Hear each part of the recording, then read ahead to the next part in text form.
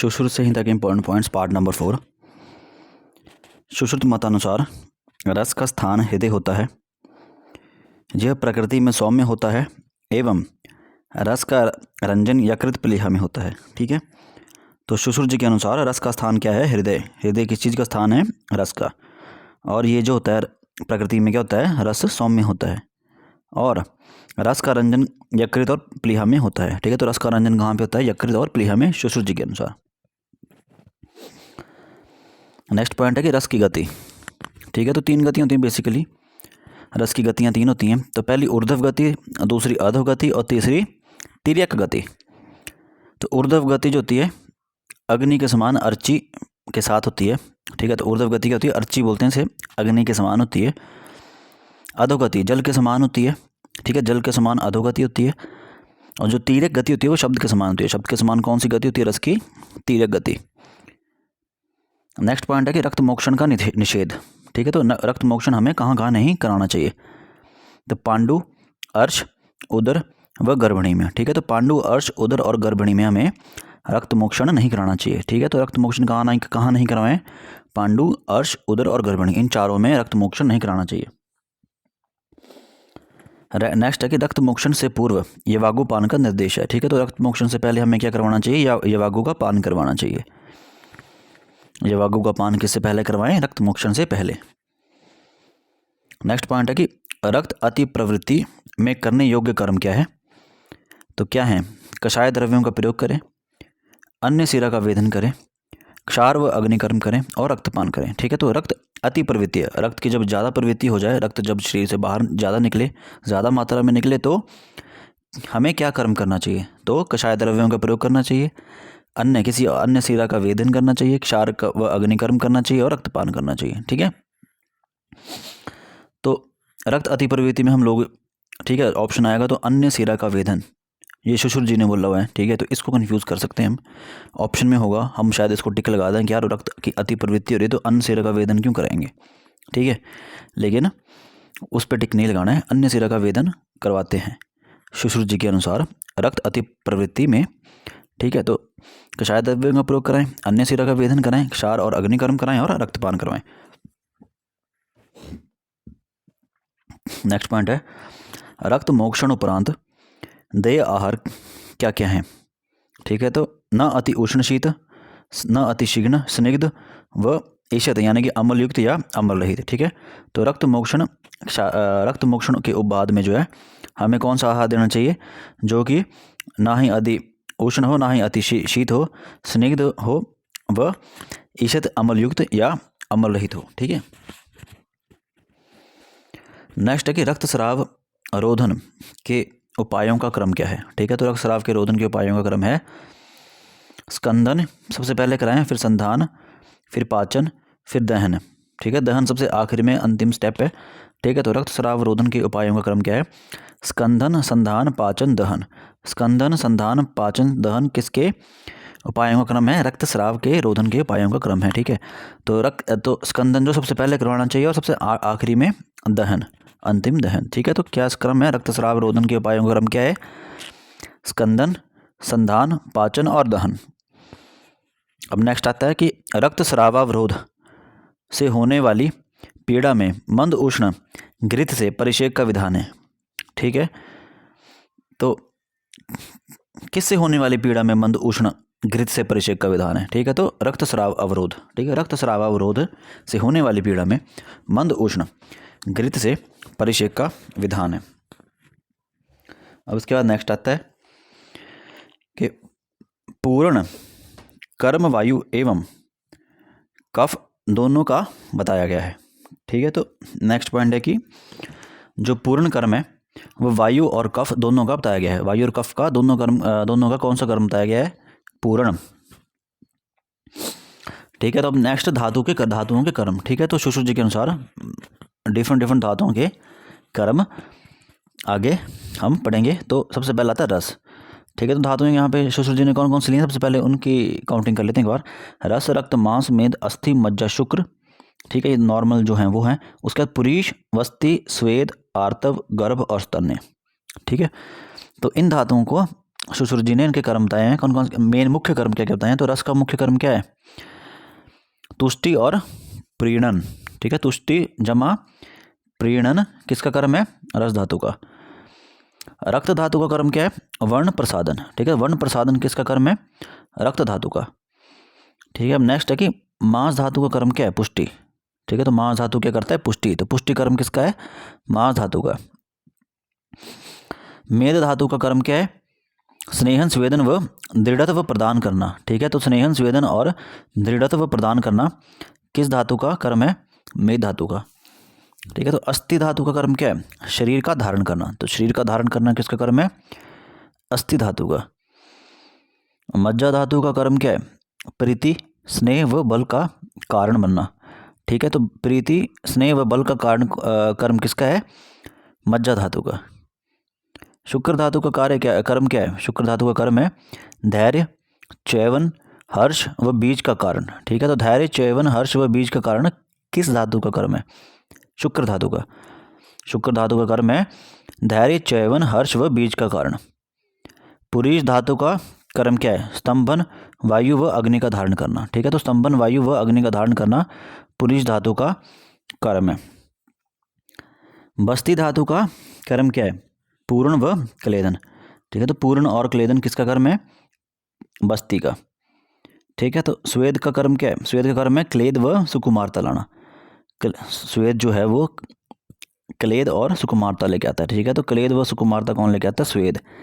ठीक है, तो स्वेद क्लेद सुकुमारता ऐसे याद कर सकते हैं हम, स्वेद क्लेद सुकुमारता।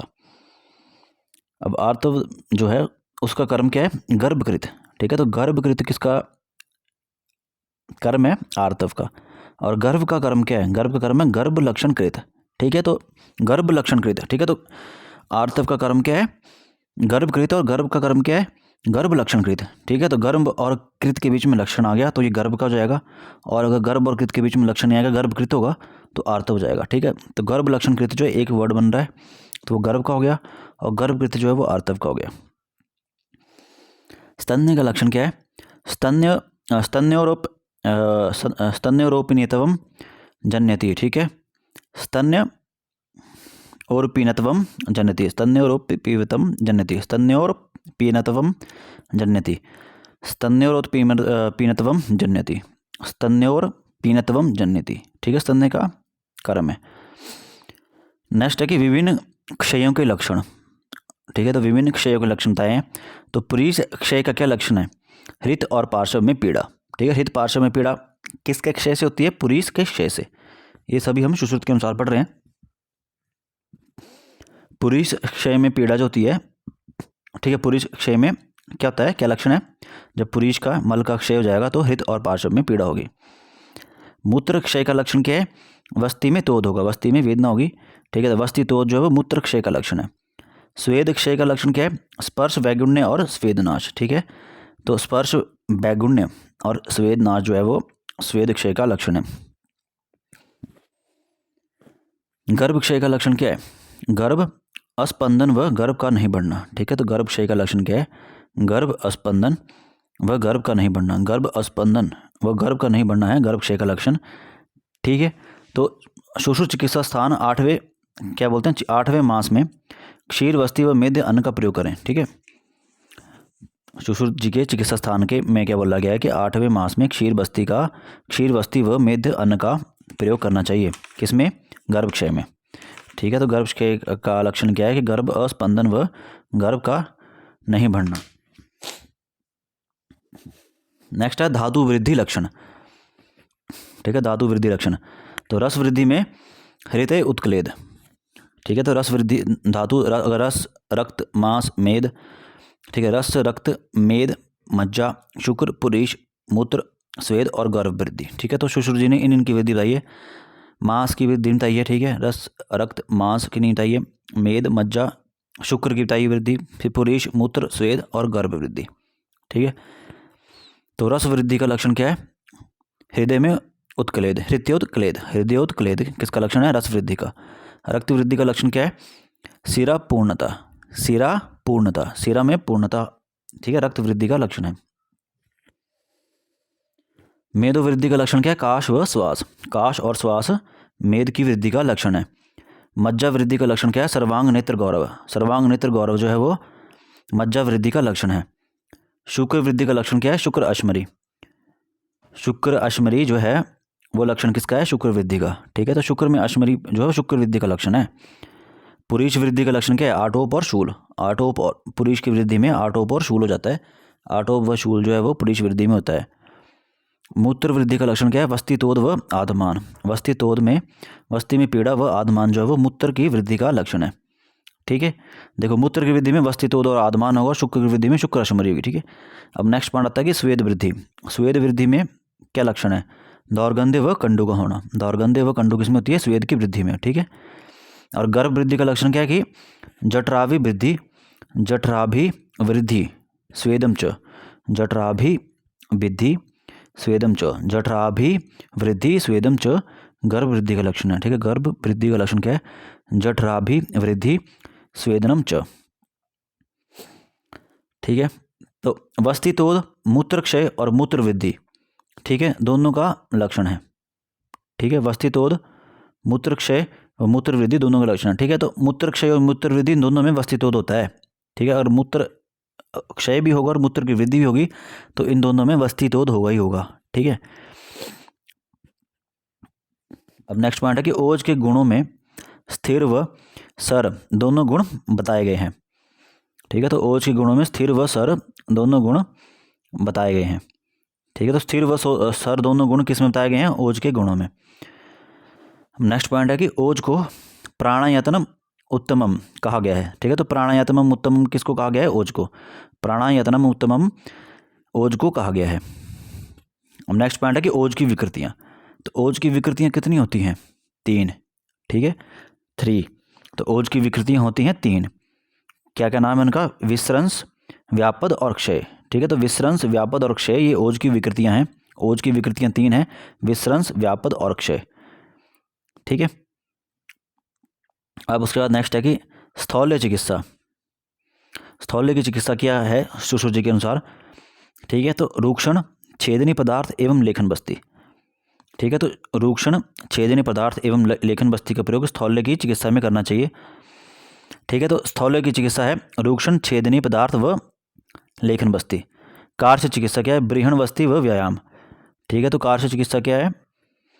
कार्य की, ठीक है, कमज़ोर बंदे की चिकित्सा क्या है? कि बृहण बस्ती दें और व्यायाम करवाएं। ठीक है, तो बृहण बस्ती और व्यायाम जो है वो जो पतले लोग, कार्य लोग, कमज़ोर लोग होते हैं उसकी चिकित्सा है।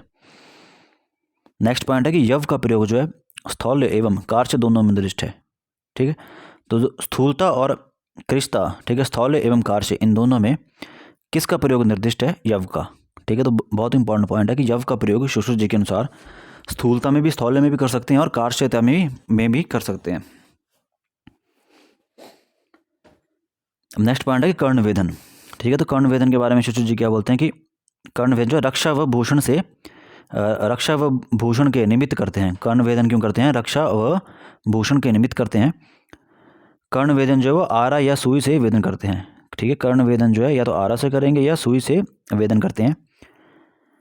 लड़की के वाम कर्ण एवं लड़के के दक्षिण कर्ण में वेदन करते हैं। ठीक है, तो कर्णवेधन जो है कहाँ कहाँ करना चाहिए? तो जो लड़की होती है, फीमेल होती है, उसके बाएं कान में, और लड़कों के दक्षिण यानी कि दाएं, ठीक है, राइट में, राइट ईयर में, दक्षिण कर्ण में वेदन करते हैं।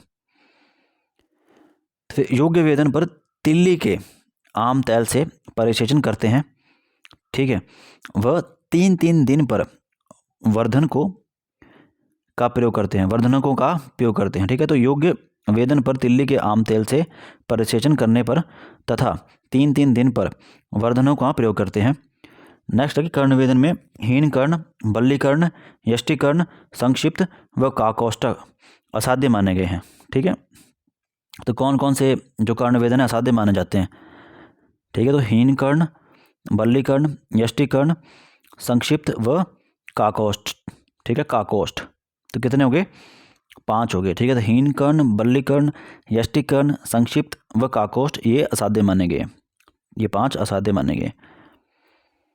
नेक्स्ट है कर्णपाली का अभाव होने पर आहार्य बंद करते हैं। ठीक है, तो आहार्य बंद कब करते हैं? जब कर्णपाली का अभाव हो जाए। ठीक है, तो कर्णपाली का अभाव होने पर आहार्य बंद करते हैं। कर्णपाली का अभाव होने पर आहार्य बंद किया जाता है। नेक्स्ट है कि कर्ण के अपांग पर प्रच्छान करते हैं। कर्ण के अपांग पर प्रच्छान करते हैं। बाह्य भाग पर प्रच्छान करने से दृष्टि नाश हो सकता है। ठीक है, अगर हम जो कर्ण का बाहरी भाग होता है अगर उसमें प्रच्छान करेंगे तो उससे दृष्टि पे प्रभाव ये हो सकता है कि दृष्टियों का नाश हो सकता है, इसलिए ठीक है। तो क्या बोलते हैं कि कर्ण के अपांग पर प्रच्छान करते हैं, बाह्य भाग पर प्रच्छान करने से दृष्टिनाश हो सकता है। नेक्स्ट पॉइंट है कि नासा संधान के पश्चात विरेचन व अपीड़न यानी कि भोजन उपरांत घृतपान का विधान है। ठीक है, तो नासा संधान के पश्चात विरेचन व अपीड़न का विधान है। नासा संधान के पश्चात विरेचन व अपीड़न, भोजन के बाद घृतपान का विधान है। शोफ के भेद कितने होते हैं? शोफ के भेद शुश्रुत जी के अनुसार कितने हैं? तो शोफ के भेद 6 हैं। ठीक है, वातज, पित्तज, कफज, सन्निपातज, रक्तज और आगंतुज। ठीक है, तो शोफ के भेद 6 हैं, वातज, पित्तज, कफज, सन्निपातज, रक्तज और आगंतुज। अन्य भेद क्या हैं? 3 होते हैं। ठीक है, शोफ के अन्य भेद क्या हैं? इन 6 के अलावा अन्य भेद कितने हैं? 3 हैं। ठीक है, तो आम शोफ, पच्यमान शोफ और पक्व शोफ। ठीक है, आम शोफ, पच्यमान शोफ और पक्व शोफ। तो आम शोफ में क्या होता है? मंद उष्मता, ठीक है, त्वक स्वर्णता, शीत शोफता और मंद वेदना। ठीक है, आम शोफ में क्या होता है? मंद उष्मता, त्वक स्वर्णता, शीत शोफता और मंद वेदना।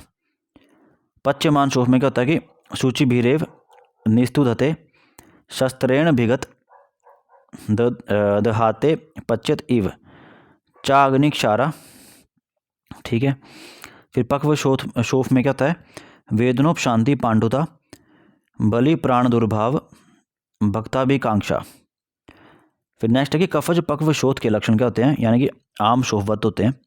ठीक है, त्वक स्वर्णता होती है, शीत शोफता होती है और अश्मवत घनता होती है। ठीक है, कफज पक्व शोथ के लक्षण आम शोफवत, त्वक स्वर्णता, शीत शोफता और